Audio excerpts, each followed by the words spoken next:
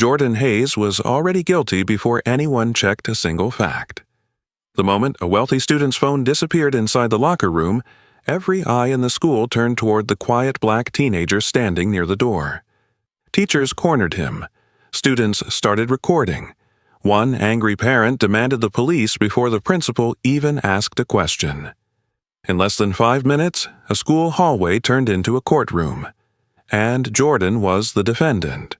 But while everyone else was ready to destroy his future, Jordan looked up at the security camera and said 5 words that changed everything. Then play the security footage. What happened next didn't just expose the real thief. It exposed how badly they wanted Jordan to be guilty from the very beginning. Before we begin, tell us in the comments, where are you watching from today? And if you believe some heroes are willing to look guilty to save the innocent, this story is for you. The phone that changed everything. Atlanta, Georgia was wrapped in heavy gray clouds that Thursday afternoon. Rainwater slid slowly down the tall glass windows of Westbrook High School while distant thunder rolled above the city. Inside the school gym, the smell of sweat, rubber floors, and damp jerseys still lingered after basketball practice ended.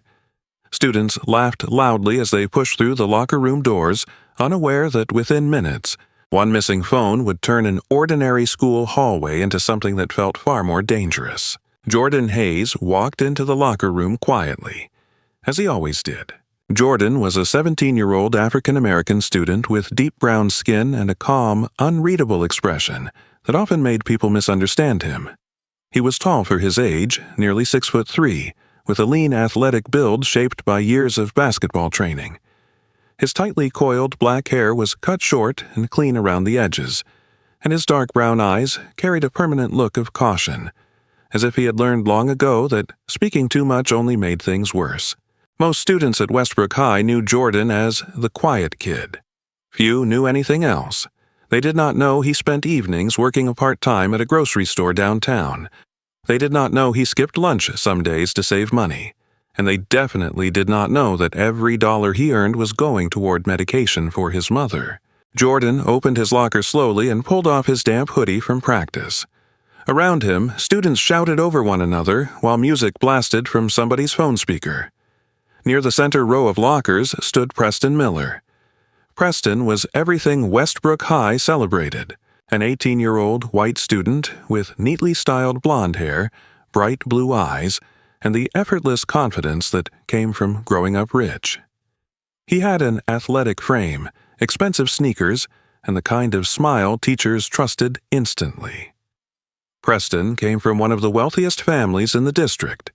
His father owned several car dealerships across Georgia, and his mother chaired charity events that often featured the school's logo beside her name. Teachers called Preston a natural leader. Students called him untouchable. But Jordan knew another side of him. 3 weeks earlier, Coach Randall had chosen Jordan instead of Preston for the varsity starting lineup. The decision shocked everyone. Jordan was faster, calmer under pressure, and far better defensively.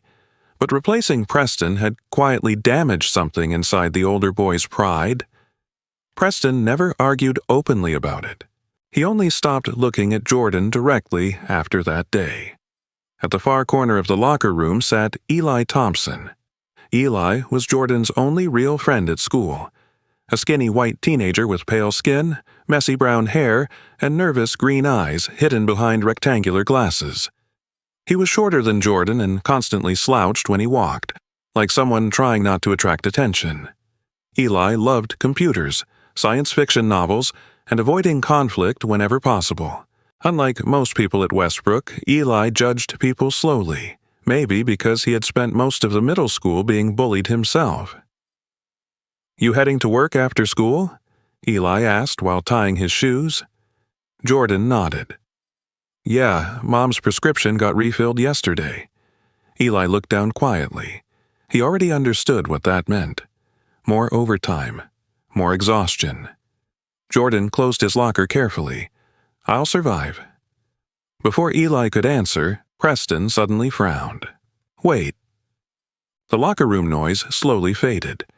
Preston patted his pockets once, then again. His expression changed. My phone. Nobody reacted at first. Preston turned toward his open locker. My phone's gone. Several students stopped moving immediately. It was right here, Preston said louder this time. I left it right here. The energy inside the room shifted almost instantly. One student laughed nervously. Another looked around. Someone muttered, "No way." Preston stepped toward his locker again, searching through his gym bag aggressively now. "It's the new iPhone," he snapped. Somebody took it. Jordan stayed quiet near the exit benches while students began checking around the floor. Coach Randall entered moments later. Coach Randall was a broad-shouldered white man in his early 50s with graying hair and a permanently stern expression. Years of coaching had made his voice naturally intimidating even when he spoke calmly. He believed discipline solved most problems and had little patience for excuses. Students respected him, but many feared him more than liked him. "What's going on?" he asked sharply. "Somebody stole my phone," Preston answered immediately. The room became still. Coach Randall scanned the students. "No one leaves." Nobody argued. Jordan leaned quietly against the lockers while several students began whispering. Then one voice cut through the silence. "Jordan was the last one over there." The sentence landed harder than it should have. Several heads turned immediately. Jordan noticed it happening in real time. The shift, the assumption, the sudden need for somebody to blame. A tall student named Ryan folded his arms. "You were near Preston's locker, right?" Jordan looked at him evenly. "I grabbed my backpack." "That's not what I asked." Eli immediately stepped forward. "Come on, man, that doesn't mean anything." But the whispers had already started. Jordan could feel them spreading faster than logic, faster than facts. Coach Randall stared at Jordan for several seconds. "Empty your pockets." Eli looked shocked. "Coach, now." Jordan slowly reached into his hoodie pocket and placed his keys and wallet onto the bench. Nothing else. Still, nobody relaxed. Preston crossed his arms tightly. It had to be somebody in here. Jordan looked directly at Coach Randall. "Check the cameras." His voice was calm. Not defensive, not angry, just calm. But the room ignored the words almost immediately. Ryan scoffed. "If you didn't take it, why are you acting so nervous?" Jordan stared at him. "I'm not nervous." Preston suddenly stepped closer. "You were the last one by my locker." Jordan met his eyes evenly. "And you still don't have proof." That answer irritated Preston immediately. "You think this is funny?" "No." Jordan's voice stayed level. "I think you should check the cameras." Coach Randall rubbed his forehead impatiently. "We'll deal with the cameras later." Jordan's jaw tightened slightly. Later. The word bothered him more than the accusation itself, because he already understood what was happening. The evidence existed, but nobody actually wanted it yet. They wanted certainty first. Truth second. Thunder echoed outside the gym windows while students continued whispering among themselves. Eli stepped beside Jordan quietly. "He didn't take anything," Eli said firmly. Several students rolled their eyes. Preston looked directly at Eli now. "Of course you'd defend him." "What's that supposed to mean?" Eli asked. Preston shrugged casually. "You two are always together." Jordan placed a hand lightly on Eli's shoulder before the argument could grow. "It's fine." But it wasn't fine. Not really. Jordan could already feel something changing around him. Students who normally joked with him avoided eye contact now. Others stared openly. One girl near the lockers quietly grabbed her purse closer when Jordan walked past. That hurt more than Preston's accusation. Coach Randall finally pointed toward the benches. "Nobody leaves until we search the lockers." Jordan exhaled slowly. Outside, rain struck the gym roof harder now. Eli lowered his voice. "You okay?" Jordan gave a small nod, though he wasn't sure if it was true. His phone vibrated inside his bag. A text message from his mother. "Did you pick up the medicine yet?" Jordan stared at the message for 2 seconds before locking the screen again. Not yet. He suddenly became aware of how fragile everything in his life already was. One accusation, one rumor, one wrong moment, and everything could collapse. Coach Randall began checking lockers one by one while students watched silently. Preston stood near the center aisle with his arms crossed, frustration written all over his face. Then his eyes drifted toward Jordan again. Not angry anymore. Certain. That expression bothered Jordan most of all, because Preston looked like someone who had already decided the ending of the story. Jordan lifted his eyes slowly toward the black security camera mounted high in the corner of the locker room hallway. Still recording, still watching, still holding the truth nobody wanted to hear. And somewhere deep inside, Jordan realized something chilling. If the camera had not been there, nobody in that room would have needed evidence at all. Rumors move faster than truth. By Friday morning, the story had already spread beyond the locker room. Rain still covered most of Atlanta in dark gray clouds, and students entered Westbrook High carrying wet backpacks and coffee cups while whispering the same sentence to each other in different forms. "Did you hear about Jordan?" They found out who stole Preston's phone. I mean, everybody knows it was him. The frightening part was how quickly certainty had replaced facts. Jordan Hayes walked through the front entrance alone, with his hood pulled low over his head. The moment he stepped inside the hallway, conversations lowered into whispers. Some students stared openly. Others pretended not to look at all. Jordan had experienced uncomfortable silence before, but this felt different. This felt organized, like the school had silently agreed on a verdict overnight. A sophomore walking past muttered, "That's him." Another student quietly moved his backpack off the floor as Jordan approached. Jordan kept walking. His dark brown eyes stayed forward, his face controlled and unreadable, but exhaustion already sat heavily behind them. He had barely slept. After leaving school the previous afternoon, he worked a 5-hour shift at the grocery store downtown, unloading delivery trucks in the rain. Then he spent half the night helping his mother organize her medication, because her hands had started shaking again. Now, he was back at school, pretending his world had not started collapsing. Near the cafeteria entrance, Eli Thompson caught up to him while adjusting the strap of his overloaded backpack. "You okay?" Eli asked quietly. Jordan gave a small shrug. "Does it matter?" Eli frowned. "Yeah, it does." Jordan looked toward the crowded hallway ahead. "Not to them." Eli stayed silent for a second because he knew Jordan was right. As they walked, several students glanced toward them and immediately looked away. One group near the vending machine started whispering loudly enough to be heard. "Why hasn't the school suspended him yet?" "I heard they found evidence already." "They always act innocent first." Eli stopped walking immediately. "What's your problem?" he snapped toward them. The students laughed nervously and walked away. Jordan grabbed Eli's sleeve gently before the argument could grow. "Leave it?"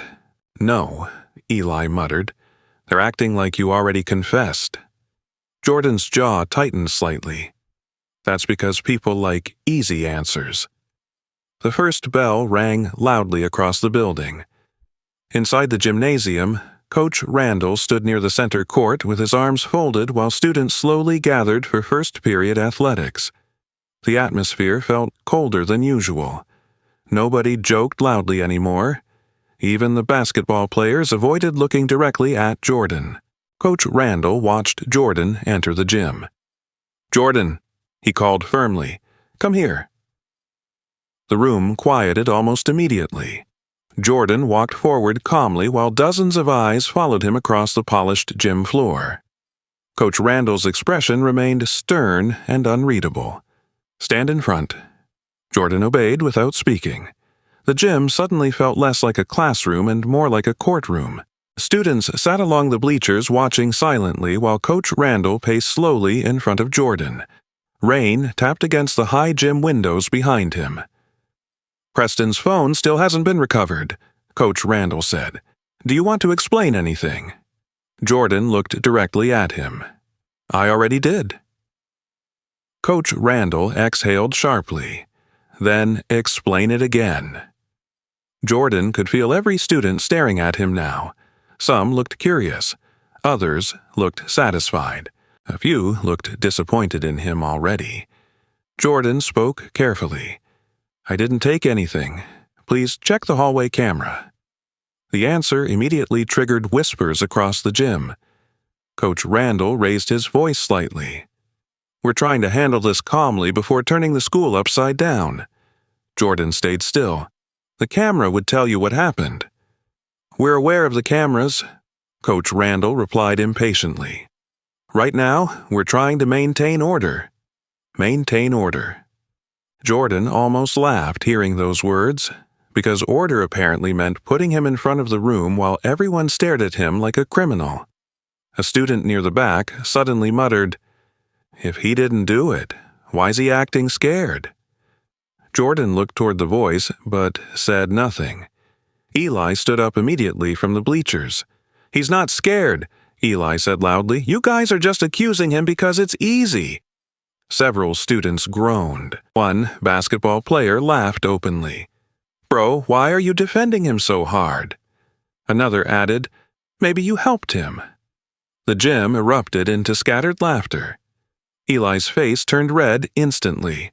Unlike Jordan, Eli was not good at hiding emotion.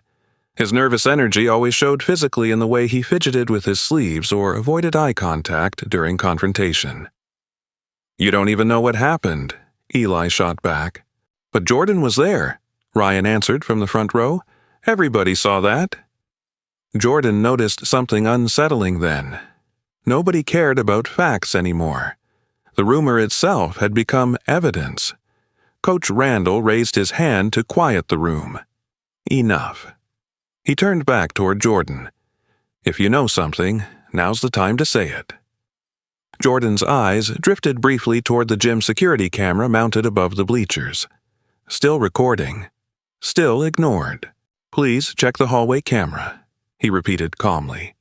Coach Randall's expression hardened slightly now, less patient than before. "We are not discussing this anymore during class." Jordan lowered his eyes briefly, and suddenly, through all the noise around him, he remembered his mother standing in their apartment kitchen years earlier after another incident at school. He had been 12. A teacher accused him of starting a fight even though he had only tried stopping one. Jordan remembered sitting silently at the table while his mother handed him a glass of water. Vanessa Hayes was a tired but strong woman in her early 40s with warm brown skin, soft eyes, and short natural curls beginning to thin from years of illness and stress. Before her health declined, she worked double shifts as a nursing assistant. Life had hardened her carefully, not cruelly. She spoke softly most of the time, but every sentence carried weight because pain had taught her precision. That night, she told him something he never forgot. "When people don't want to hear you," she said quietly, "let the truth speak for you." Jordan heard those words again now inside the gym, and somehow they stopped him from getting angry. Coach Randall dismissed the class a few minutes later, but the damage had already spread further. As students left the gym, whispers followed Jordan through the hallways again. Somebody had already posted about the situation online. Jordan saw it briefly on another student's phone screen while passing by. "Westbrook thief?" The caption sat above a blurry picture of him walking out of the gym. By lunchtime, students from completely different grades were staring at him. Inside the cafeteria, Jordan sat beside Eli at their usual corner table near the windows. The rain outside had become heavier now, streaking the glass in long, gray lines. Across the room sat Preston Miller, surrounded by several students from the basketball team. Preston looked relaxed again. Too relaxed. Jordan noticed him leaning toward another student sitting beside him. That student was Tyler Reed. Tyler was Preston's closest friend. a tall white teenager with sharp features, dark blonde hair, and restless eyes that constantly moved around the room. Unlike Preston's polished confidence, Tyler carried nervous energy beneath his smile. He came from a strict military family and spent most of his life trying to impress stronger personalities around him. Jordan noticed Preston whispering something to Tyler. Tyler immediately glanced toward Jordan. Then both looked away. At another lunch table nearby sat Maya Collins. Maya was a 17-year-old Asian American student with shoulder-length black hair, thoughtful dark eyes, and a quiet personality that made most people underestimate how observant she really was. She was one of the top academic students in school and usually avoided drama whenever possible. But she had seen Preston whispering to Tyler several times since morning, and something about it felt wrong. Not suspicious exactly, just rehearsed. Maya lowered her fork slowly while watching them again. Tyler looked nervous. Preston looked irritated. Then Preston noticed Maya watching. His expression changed immediately into a calm smile. Maya quickly looked down at her tray. She told herself it meant nothing. Still, the feeling stayed with her. Across the cafeteria, Jordan stared silently out the rain-covered windows while students continued whispering around him. Eli leaned closer. "You think they'll ever actually check the footage?" Jordan answered without looking away from the window. "They'll check it eventually. And if the camera proves you're innocent." Jordan finally looked toward the crowded cafeteria, toward the whispers, toward the students who already believed the worst. His voice stayed calm. "Some people won't care." Temporary suspension. The rain finally stopped sometime after lunch, but the tension inside Westbrook High only grew heavier. By early afternoon, students were no longer whispering carefully about Jordan Hayes. Now they spoke openly, confidently, as though the investigation had already ended and they were simply waiting for punishment to become official. Jordan walked through the second-floor hallway toward the administration office while dozens of eyes followed him from classroom doors and cafeteria tables. He could feel phones lifting slightly whenever he passed. Some students pretended to text while secretly recording him. Others simply stared with the cold curiosity people reserved for public humiliation. At the end of the hallway stood Assistant Principal Denise Porter. Denise Porter was a tall African-American woman in her late 40s with sharp cheekbones, short, straightened hair, and tired eyes hidden behind thin-framed glasses. Years of working in school administration had made her careful with every word she spoke. Unlike Coach Randall, she was not naturally harsh, but experience had taught her that protecting the school's reputation often mattered more to administrators than protecting individual students. She looked uncomfortable as Jordan approached. "The principal wants to see you," she said quietly. Jordan nodded once. No anger, no questions. That almost made Denise feel worse. Inside the front office, the atmosphere felt unnaturally still. Phones rang quietly in distant rooms while office assistants typed emails pretending not to stare at Jordan when he entered.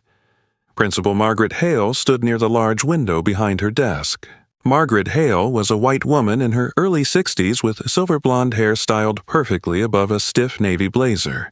She carried herself with polished authority, the kind developed through decades of leading schools filled with wealthy parents and public expectations. To most families, she appeared calm, intelligent, and respectable. But students often noticed something colder underneath her professionalism. Margaret believed strongly in order, image, and avoiding scandal at all costs. 20 years earlier, a major bullying case nearly cost her a promotion at another district school. And since then, she had treated every controversy like a fire that needed controlling before the truth had time to spread. She folded her hands carefully when Jordan entered. "Sit down, Jordan."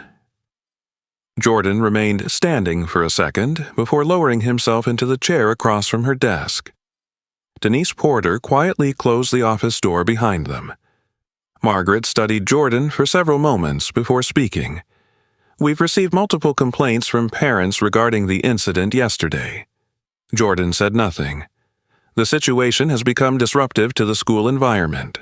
Jordan finally spoke. Did you check the hallway camera? Margaret ignored the question smoothly. Until the investigation is complete, the administration has decided to place you on temporary suspension. The sentence landed quietly, almost gently, which somehow made it worse. Jordan stared at her. For how long? A few days, Margaret answered. Possibly longer, depending on what we find. Jordan's jaw tightened slightly. What exactly did you find? Margaret exchanged a quick glance with Denise before answering carefully. Several students confirmed you were near Preston's locker before the phone disappeared. That's not evidence. Jordan, no, he interrupted calmly. That's not evidence. Why haven't you checked the camera yet? Silence filled the office for 2 long seconds. Margaret adjusted a folder on her desk unnecessarily before speaking again. The school is reviewing all available information. Jordan looked directly at her now, but not the camera. Neither woman answered directly. Jordan noticed it immediately. The avoidance. The way adults changed language when they already feared what truth might complicate. Denise finally stepped in softly. This suspension is not an admission of guilt. Jordan almost smiled hearing that, because outside this office, guilt had already become reality. Margaret slid a paper across the desk. You'll need your mother's signature. The mention of his mother hit harder than the suspension itself. Jordan slowly picked up the form. Temporary disciplinary removal pending investigation. The words blurred together for a moment. Margaret softened her voice slightly. Jordan, if there's something you wanted to tell us now, this would be the time. Jordan looked up again. Please check the hallway camera. It was the 4th time he had said it since yesterday, and somehow nobody in authority had answered him once. Margaret finally exhaled with visible impatience. You may go. Jordan stood slowly and walked toward the office door while Denise avoided looking directly at him. Outside the administration office, the hallway had become crowded between classes. The moment students saw Jordan exit the principal's office holding disciplinary paperwork, whispers spread immediately. There he is. He got suspended. Told you. Jordan kept walking. Then a voice called out loudly from behind. Yo, Jordan! Jordan turned slightly. A student he barely knew held a phone up openly now, recording him. The boy grinned. How's stealing working out for you? Several students laughed nearby. Jordan stared at him for 1 long second before continuing down the hallway. Behind him, the student uploaded the video immediately with the caption, Caught Stealing at School. Within minutes, the clip spread across social media pages connected to Westbrook students. The video showed Jordan exiting the principal's office with lowered eyes and disciplinary papers in his hand. To strangers online, it already looked like proof. By late afternoon, parents had started sharing the clip inside community Facebook groups. Some comments demanded expulsion. Others demanded criminal charges. Very few asked whether any evidence actually existed. Across town, Vanessa Hayes sat inside their small apartment kitchen when her phone rang. The apartment smelled faintly of medicine and old coffee. Rainwater tapped softly against the kitchen window while an outdated ceiling fan spun slowly overhead. Vanessa looked exhausted before she even answered the call. Her illness had worsened over the past year, leaving dark circles beneath her eyes and weakness in her hands that she tried desperately to hide from Jordan. Hello? As the school administrator explained the suspension, Vanessa slowly lowered herself into a chair. Her face drained of color. No, she whispered. My son wouldn't steal anything. The administrator continued speaking in careful, professional language about investigations and procedures. Vanessa stopped listening halfway through, because all she could think about was Jordan as a little boy standing beside her in grocery store lines, counting coins carefully so she would not feel embarrassed. Jordan carrying laundry baskets when her joints hurt too much. Jordan working late shifts while still keeping his grades high enough for basketball scholarships. When the call ended, Vanessa stared silently at the kitchen wall for nearly a minute before tears finally filled her eyes. Not because she doubted her son, because she already knew how quickly people decided things about boys like him. Meanwhile, at Westbrook High, Eli Thompson sat alone in the computer lab pretending to finish homework while secretly watching the video spread online. Every repost made him angrier. He knew Jordan. Jordan barely even raised his voice during arguments. The idea of him stealing something felt absurd. Eli pulled out his phone and opened Maya Collins' contact information. They had spoken only a few times before during science projects, but Maya was smart, observant, and, more importantly, not emotionally attached to Preston's friend group. Eli hesitated before typing. "Did you notice anything weird yesterday? Around Preston or Tyler?" Several minutes passed before the typing bubble appeared. Maya sat alone inside the school library while reading the message. The library lights reflected softly across the table in front of her while students whispered quietly around her. She reread Eli's text twice. Then her eyes drifted unconsciously toward Preston sitting several tables away with Tyler. Preston looked relaxed again, but Tyler did not. Tyler kept checking his phone nervously every few seconds. Maya remembered yesterday afternoon in the cafeteria. The whispering, the strange tension between them. And suddenly, for the first time since all this started, an uncomfortable thought formed clearly in her mind. What if Jordan was telling the truth?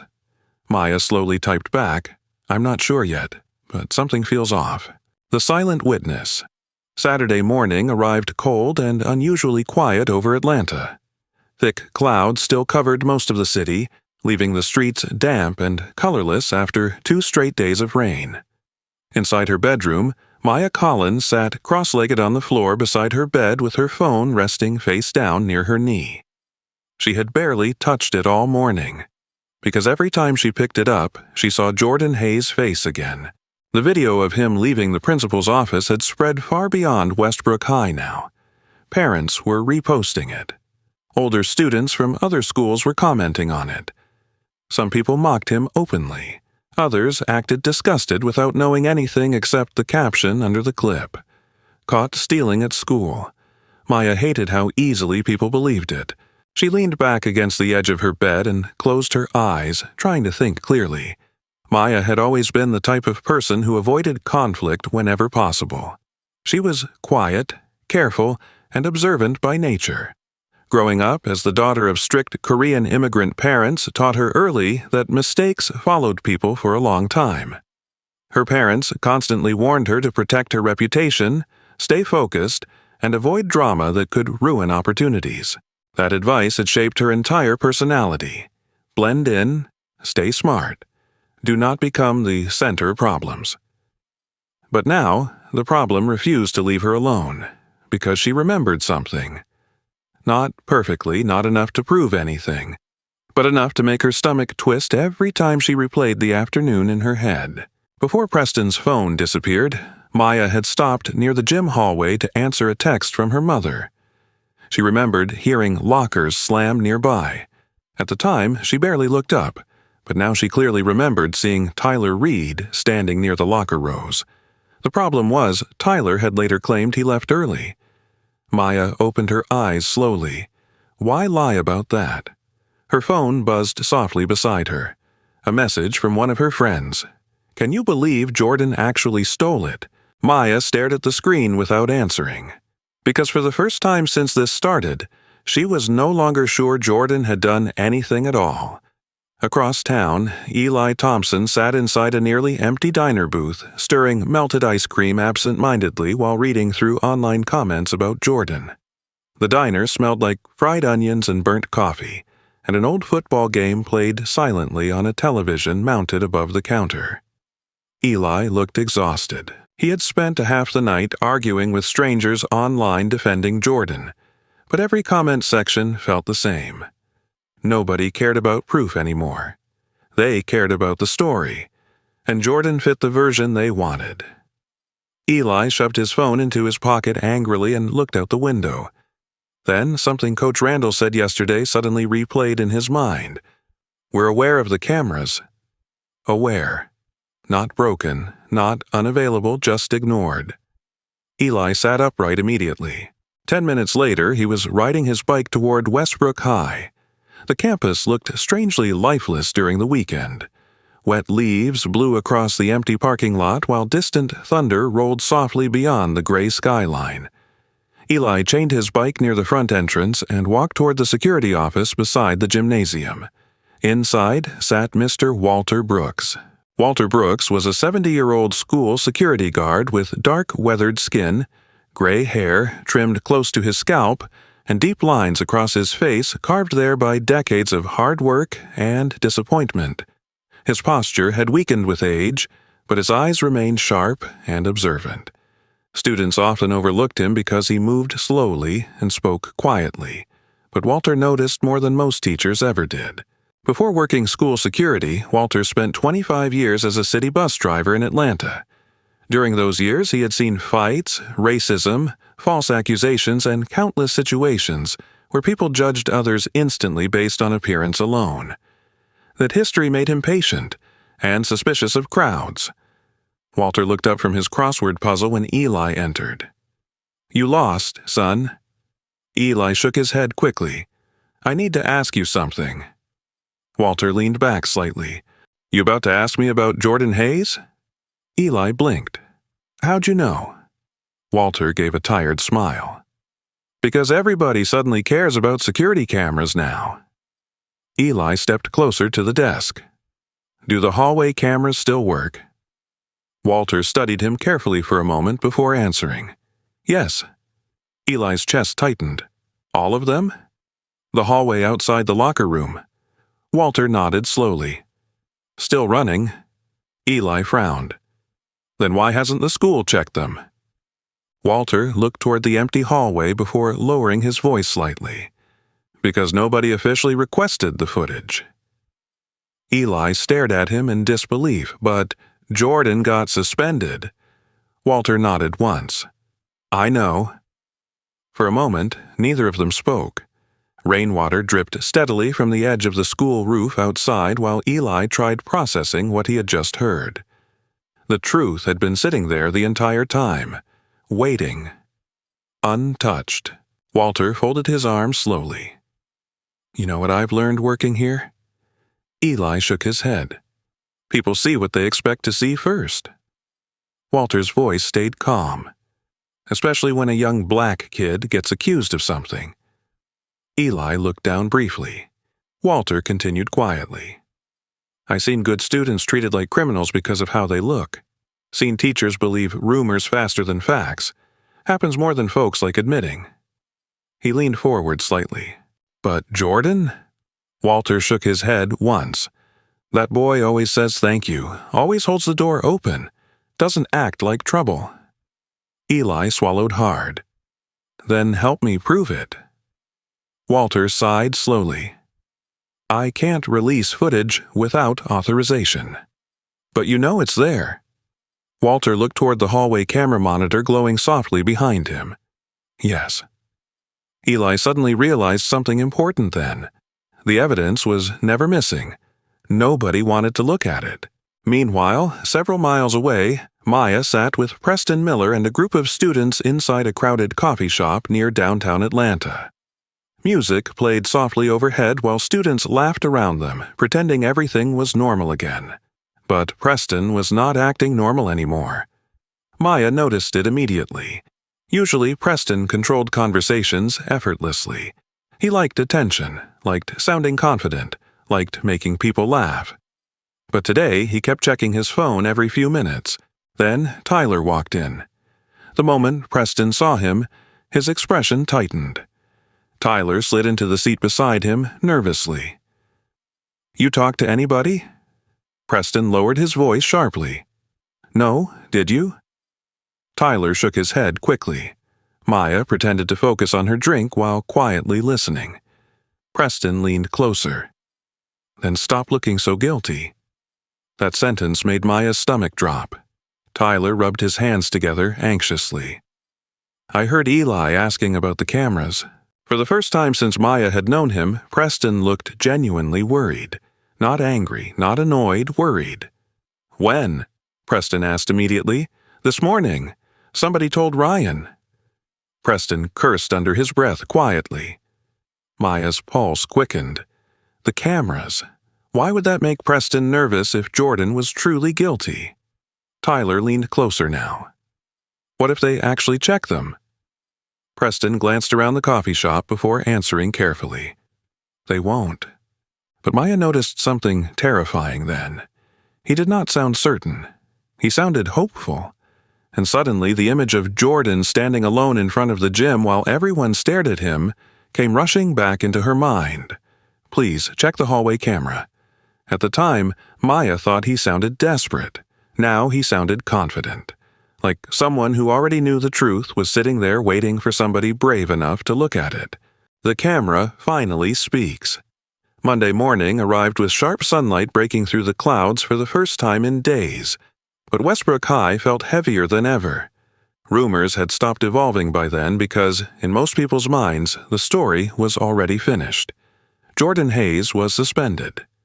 Preston Miller was the victim. The school was simply delaying the official conclusion. But behind closed doors, pressure had started building faster than Principal Margaret Hale expected. Parents had begun asking why security footage had still not been reviewed. A few teachers privately questioned the administration's handling of the situation. Eli Thompson refused to stop emailing staff members. And over the weekend, Vanessa Hayes had called the school 3 separate times, demanding they either prove her son guilty or stop treating him like a criminal. Now, for the first time since the incident began, the administration could no longer avoid the cameras. At 9:30 that morning, Jordan walked back into Westbrook High beside his mother. The hallway became silent almost immediately. Students stopped mid-conversation as Jordan passed them. Some looked embarrassed now. Others looked curious, sensing something important was about to happen. A few still looked convinced he was guilty. Jordan ignored all of them. He wore a dark gray hoodie over a black t-shirt, his expression calm but exhausted. The past few days had changed him slightly. The quietness people once mistook for shyness now felt colder, more guarded. Beside him walked Vanessa Hayes.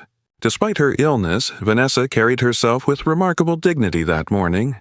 Her posture was straighter than usual, though Jordan noticed how tightly she held the strap of her purse to steady her trembling hands. She wore a simple brown coat over a pale blue sweater, and exhaustion still sat visibly beneath her eyes. But there was strength in her face, too. The kind built from years of surviving situations designed to break people quietly. As they approached the administration wing, Eli hurried toward them. "You came," he said, relief visible in his voice. Jordan nodded once. Eli glanced nervously toward the conference room doors. "Maya's here too." Jordan looked surprised for the first time in days. Inside the conference room, the atmosphere felt suffocating. Principal Margaret Hale sat at the far end of the long wooden table with several folders neatly arranged in front of her. Coach Randall stood near the windows with his arms crossed tightly, avoiding eye contact with almost everyone in the room. Preston Miller sat beside Tyler Reed. For the first time since this began, Preston no longer looked comfortable. His expensive white sweatshirt was wrinkled, and dark circles sat beneath his blue eyes from lack of sleep. He kept bouncing one leg beneath the table unconsciously. Beside him, Tyler looked even worse. His face appeared pale and tense, and his fingers constantly rubbed together nervously under the table. Maya Collins sat quietly near the corner of the room. She looked smaller than usual somehow. Her hands rested tightly together in her lap while she avoided looking directly at Preston. Over the weekend, she barely slept, replaying the hallway memory repeatedly until guilt finally outweighed fear. Near the back wall stood Walter Brooks in his security uniform. Principal Hale originally did not want him there, but Walter insisted since he supervised the hallway camera system. He remained silent, hands folded calmly in front of him. Margaret finally cleared her throat. "Thank you all for coming." Nobody answered. Jordan noticed the projector screen already glowing faintly against the wall. The camera footage. Finally. Margaret adjusted her glasses carefully. Due to concerns raised by students and parents, we've decided to review the hallway security footage from Thursday afternoon. Vanessa leaned forward immediately. You should have done that 3 days ago. Margaret ignored the comment. Coach Randall finally spoke, though his voice lacked its usual confidence. Let's just get through this. Walter stepped toward the computer near the projector and inserted a small flash drive containing the footage archive. The room stayed completely silent except for the soft hum of the projector fan. Then the video appeared. The hallway outside the locker room filled the screen in grainy black and white footage. Timestamp, Thursday, 3:42 p.m. Everyone watched without moving. Jordan appeared first, exiting the locker room with his basketball bag over one shoulder. He walked calmly through the hallway and disappeared around the corner. Nothing in his hands. Nothing suspicious. Just walking. Eli slowly tightened his fists beneath the table. Jordan stayed motionless. The footage continued. Several students exited afterward. Then, exactly 4 minutes later, another figure appeared. Tyler Reed. The room froze instantly. Tyler's face drained of color before the footage even continued. On screen, Tyler looked around the empty hallway nervously before stepping back inside the locker room alone. Nobody in the conference room breathed. The timestamp moved slowly. 1 minute later, Tyler exited again, walking faster now. In his hand was Preston's phone. Vanessa covered her mouth immediately. Coach Randall lowered his eyes. Eli stared at the screen in shock, even though part of him already expected this moment. But the footage was not over. The video switched to another hallway angle near the equipment benches. Tyler moved quickly toward Jordan's unattended sports bag near the gym entrance. Then everyone watched him unzip the bag and place the phone inside. The room became completely silent. Not shocked silence. Destroyed silence. The kind that appears when reality collapses in front of people who were absolutely certain they were right. Jordan stared at the screen without blinking. For several seconds, nobody spoke. Then, Tyler suddenly buried his face in his hands. "Oh my God!" Preston immediately turned toward him. "Tyler, you said they wouldn't check it!" Tyler exploded suddenly, his voice cracking. "You said nobody would ever check the cameras!" Every head in the room turned toward Preston, and in that exact moment, Preston Miller realized the story was no longer controllable.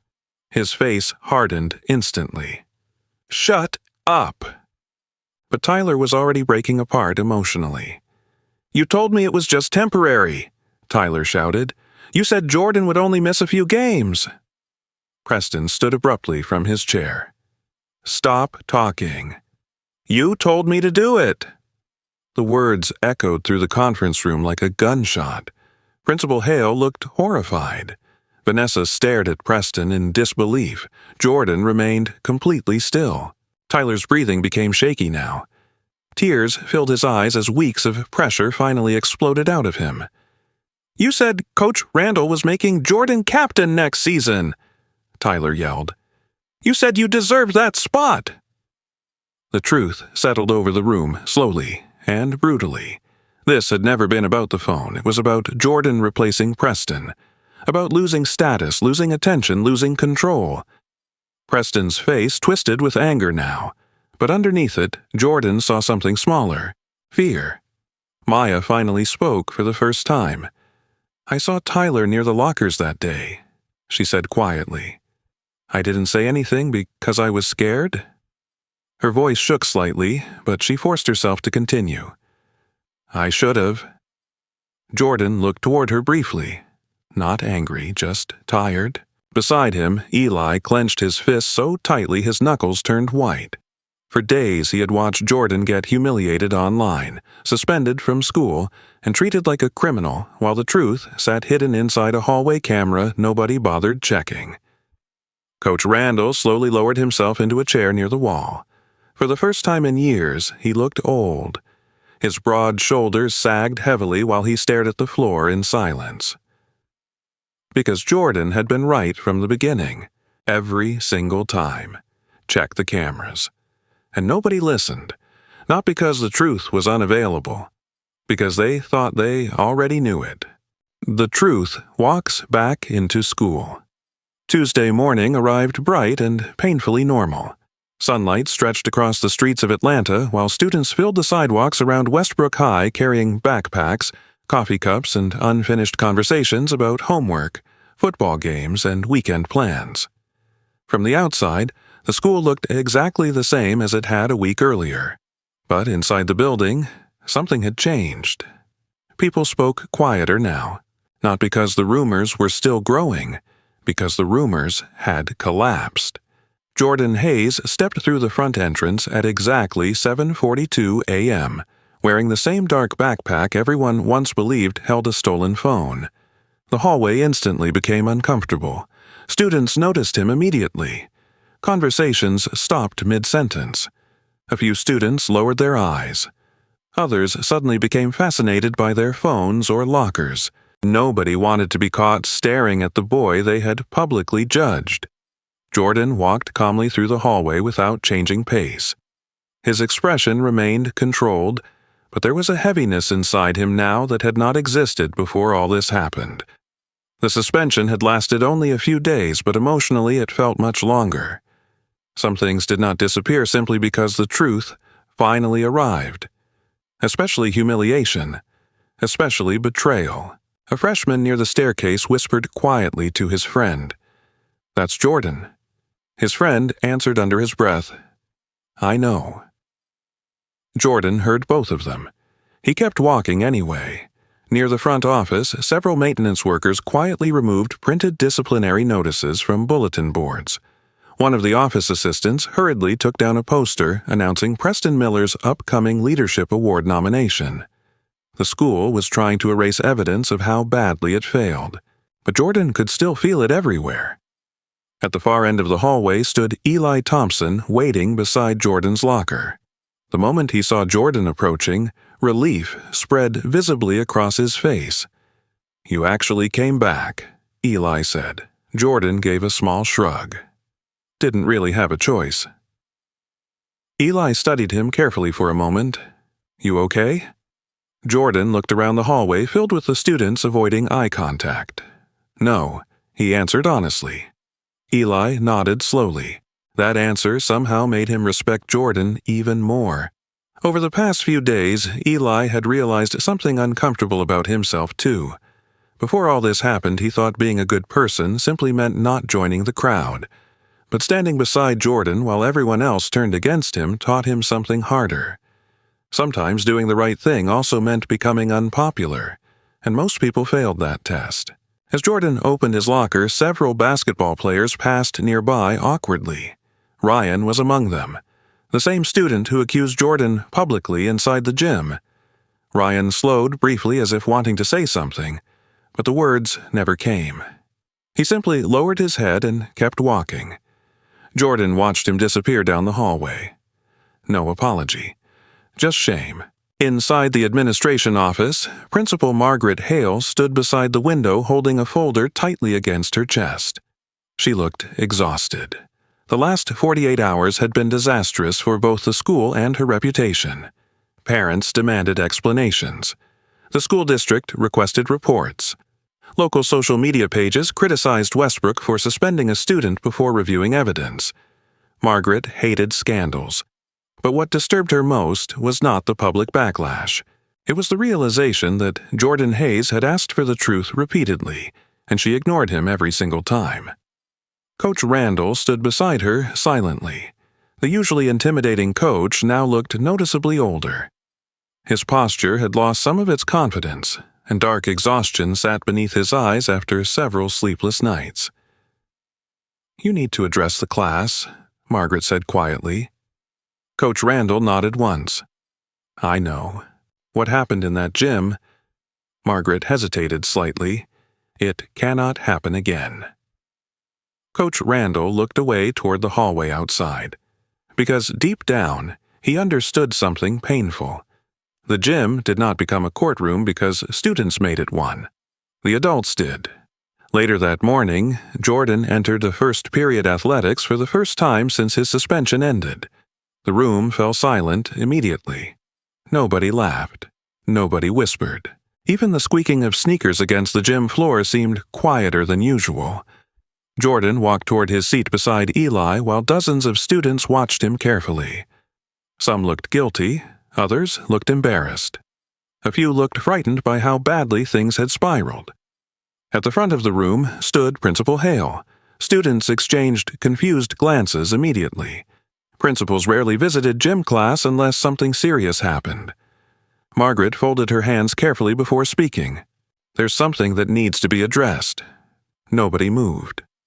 Jordan Hayes was wrongly accused, she continued.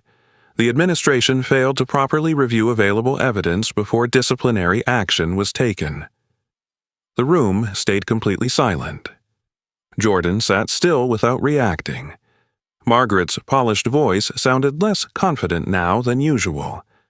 On behalf of Westbrook High School, I want to apologize to Jordan. Several students slowly looked toward him. Jordan noticed something strange then. Some of the same people who judged him most aggressively now seemed desperate for him to forgive them quickly, as if his acceptance would erase what happened.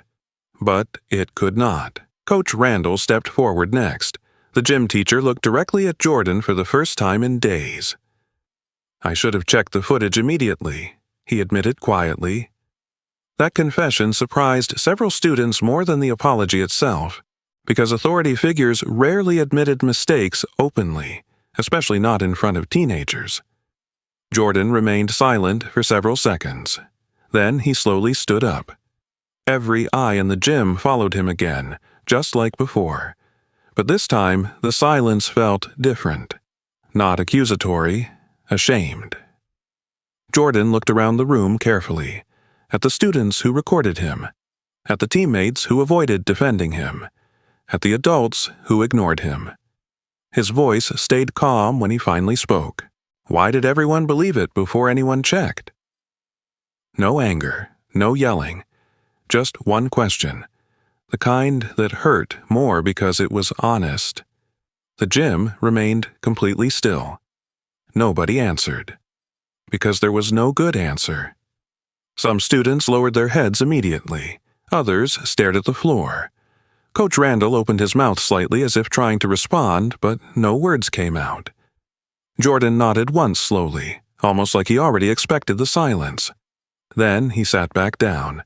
Outside the gym doors, Vanessa Hayes stood quietly in the hallway, listening through the small glass window.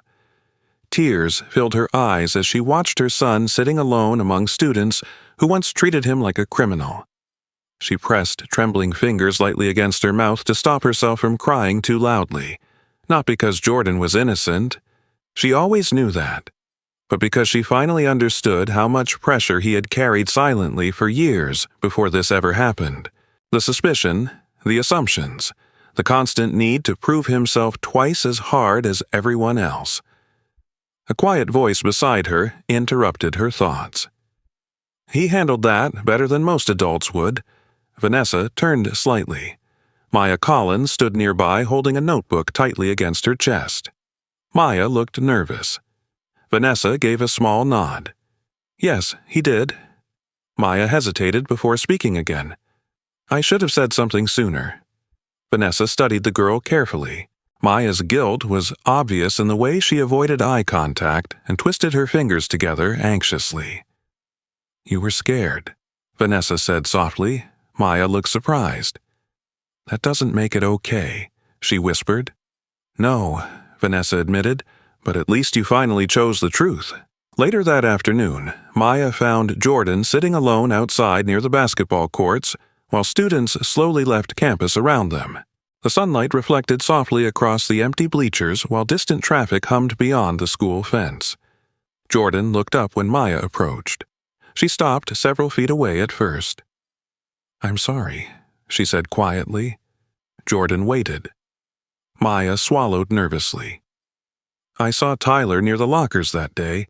I kept telling myself maybe it meant nothing, but part of me knew something was wrong. Jordan looked toward the empty court for several seconds before answering. You weren't the only one. Maya's eyes lowered immediately. That's worse. Jordan did not disagree, but he also did not sound angry anymore, just tired. Maya finally nodded once before walking away, slowly. A few moments later, Eli dropped onto the bleachers beside Jordan holding 2 sodas from the vending machine. "You know," Eli said carefully, "most people would have completely lost it by now." Jordan accepted the soda quietly. "I thought about it." Eli laughed softly for the first time in days. Then both of them sat silently watching the empty basketball court while sunlight faded slowly across Westbrook High. For the first time since this started, Jordan was no longer standing there alone. The person they finally saw. 3 weeks later, the air over Atlanta felt warmer again. Spring sunlight stretched across the parking lot outside Westbrook High while students filled the campus with ordinary noise that once seemed impossible to return. The scandal that nearly destroyed Jordan Hayes' life had slowly faded from headlines and social media pages, replaced by newer distractions, newer gossip, newer controversies. But inside the school, something important had changed. Not perfectly, not completely, but enough to matter.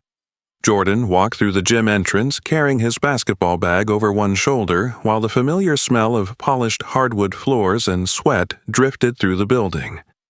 Conversations still lowered slightly when he entered rooms sometimes, but not because people suspected him anymore.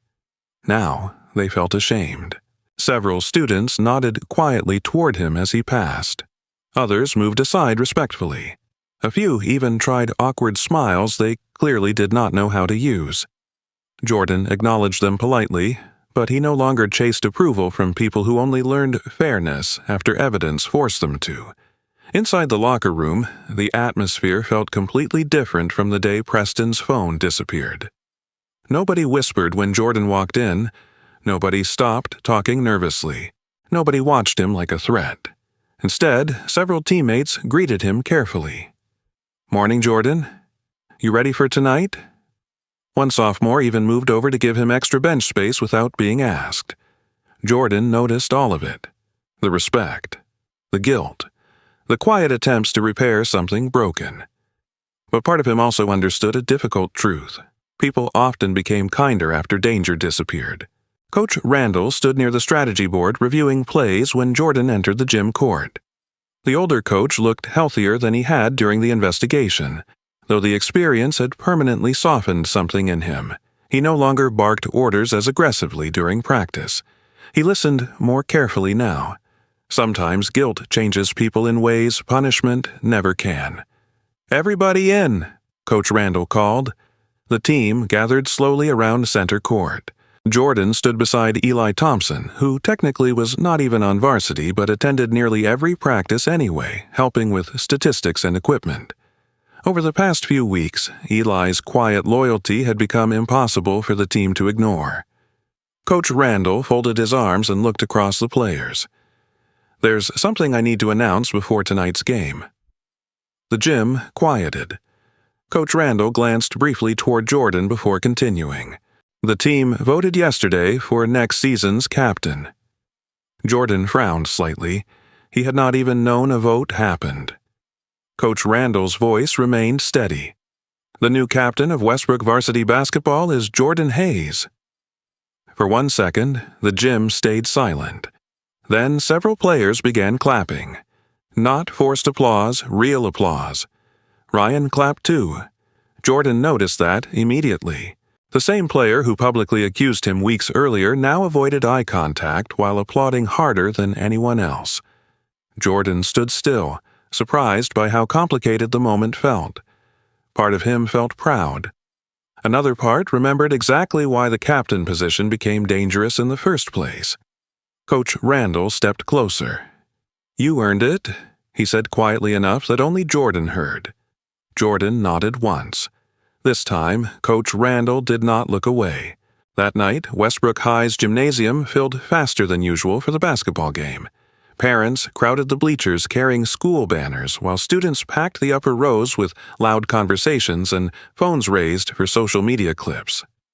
But the attention surrounding Jordan felt completely different now. Before, people looked at him with suspicion. Now they watched him with curiosity, respect, even admiration. Near the front row sat Vanessa Hayes, wrapped in a light gray coat despite the warmer weather.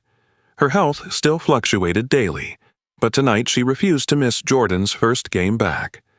Beside her sat Maya Collins, holding a small cardboard sign that simply read, "Truth wins." Vanessa noticed it and smiled softly. Maya smiled back awkwardly. Their relationship remained quiet and careful after everything that happened, but Vanessa respected that Maya eventually chose courage over comfort. On the opposite side of the gym sat Walter Brooks near the security exit doors. He watched warm-up drills calmly with his arms folded while occasionally nodding proudly whenever Jordan made a good play. The old security guard rarely attended games before this year. Now, he never missed one. As the game began, Jordan quickly reminded everyone why Coach Randall chose him captain. He moved across the court with calm control, directing plays, communicating constantly, and keeping teammates focused under pressure. The crowd responded loudly every time he scored, but Jordan noticed something more important than cheers. The team trusted him now. Not because adults told them to, because they watched how he handled humiliation without becoming cruel afterward. Late in the fourth quarter, Westbrook trailed by 1 point with less than 20 seconds remaining. The gym buzzed with nervous energy while Coach Randall called timeout. Players gathered tightly around him. "We run the motion play," Coach Randall instructed. Jordan takes the final shot. Several players nodded immediately. Jordan looked toward the court while sweat dripped down the side of his face. Then his eyes shifted briefly toward Ryan standing beside him. Ryan looked terrified. The younger player had struggled all game and missed several important shots earlier. Weeks ago, Ryan was one of the loudest voices against Jordan. Since then, guilt had followed him constantly. Jordan noticed all of it. When the timeout ended, the team returned to the floor. The crowd stood. The final play began. Jordan dribbled near the top of the key while defenders closed around him exactly as expected. The gym erupted with noise. "Shoot it!" But Jordan saw Ryan standing open near the corner. One clean pass, one moment. Jordan could take the winning shot himself. Instead, he passed the ball. Ryan caught it awkwardly, shocked Jordan trusted him at all. Then he shot. The ball spun through the air. Swish! The buzzer exploded through the gym. Westbrook won. The crowd erupted instantly. Ryan stared at the basket in disbelief before teammates tackled him in celebration. Then, through all the chaos, Ryan turned toward Jordan. For a second, he looked like he might cry. "Why'd you pass me the ball?" he asked breathlessly. Jordan grabbed his shoulder lightly. "Because that's what teammates do." Ryan lowered his head immediately. That answer hurt more than punishment ever could. After the celebration ended and students slowly cleared from the gym, Jordan returned alone to the locker room to collect his things. The building had grown quiet again. He zipped his basketball bag slowly before walking toward the hallway exit. As Jordan stepped through the locker room doors, he noticed the hallway security camera mounted above the entrance. The same camera he begged everyone to check. The same camera nobody wanted to trust until it forced them to. Jordan stopped beneath it briefly. Then he smiled faintly to himself. Not because he won, not because people finally supported him, but because he no longer needed to ask anyone to look at the truth. Westbrook High had changed its disciplinary policy the previous week. From now on, no student accusation involving theft, violence, or misconduct could result in suspension before all available evidence, including security footage, was reviewed first. It was a small policy change, but for Jordan, it meant something bigger. Maybe the next student standing alone in a hallway someday would not have to fight so hard just to be believed. Jordan adjusted his backpack strap and continued walking toward the school exit while the hallway lights reflected softly across the polished floor beneath him. And above him, the camera remained silently watching. This time, nobody feared what it might reveal, because finally, the people inside that school learned something they should have known from the beginning. The truth must be seen before a person is judged. At the end of this story, the biggest lesson was not about a stolen phone. It was about how quickly people can judge someone before knowing the truth. In everyday life, this happens more often than we realize. Sometimes we see a quiet person and assume they are guilty. Sometimes we follow the crowd because it feels easier than asking questions. And sometimes, good people stay silent because they are afraid to stand alone. But silence can hurt just as much as lies. Jordan was not saved because people trusted him. He was saved because the truth finally had a chance to be seen. And that should make all of us think carefully about how we treat others in schools, workplaces, neighborhoods, and even online. Before you judge someone, slow down. Before you spread rumors, think twice. Before you believe the crowd, ask yourself if there is real proof. Because one false accusation can damage a person long after the truth comes out. This story is also a reminder that dignity matters. Jordan never became cruel, even after being humiliated. He chose patience instead of revenge. And sometimes, that kind of strength is harder than fighting back. If this story touched your heart, take a moment to share it with someone who needs this message today. Leave a comment and tell us what lesson stayed with you the most. And if you believe truth, fairness, and kindness still matter in this world, subscribe to the channel and stay with us for more stories that inspire people to think differently. May God bless every person watching this video, protect your family, guide your heart, and give you wisdom when others are being judged unfairly. And if you believe the truth will always matter in the end, type Amen in the comments.